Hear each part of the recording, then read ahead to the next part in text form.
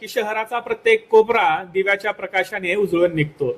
प्रत्येकाच्याच घरावर आकाशकंदील लटकलेले आपल्याला दिसतात.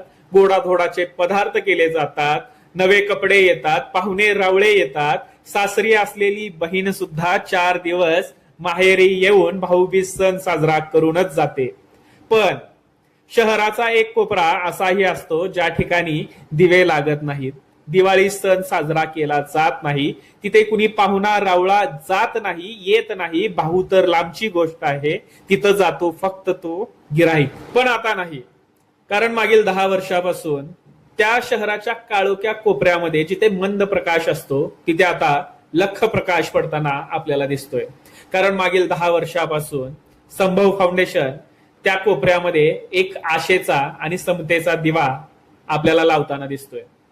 आणि हा दिवा इतका प्रखर आहे की या दिव्याने प्रकाशमय झालेला तो कोपरा आता प्रत्येकाचं लक्ष वेधून घेताना दिसतोय. आणि हा दिवा समतेचा असल्यामुळे समाजाची ती रुंद झालेली दरी हळूहळू कमी होताना सुद्धा आपल्याला दिसते. तर संभव फाउंडेशन आणि त्यांची ही वेगळी गोष्ट आहे, ही फिरती गोष्ट आहे. कारण जी समाजानं इतकी मोठी दरी करून ठेवलेली होती ती कुठेतरी आपण आपल्या छोट्याशा प्रयत्नाने आपण ती मिटवण्याचा प्रामाणिकपणे प्रयत्न करतोय. कदाचित त्या सगळ्यांची सुरुवात आपलं एक छोटस पाऊल असेल. आपण असं भव्य दिव्य असं काय करत नाहीये, पण ज्या समाजानं ही दरी निर्माण केलेली आहे ती दरी बुजवण्याचा आपण छोटस एक काम करतोय.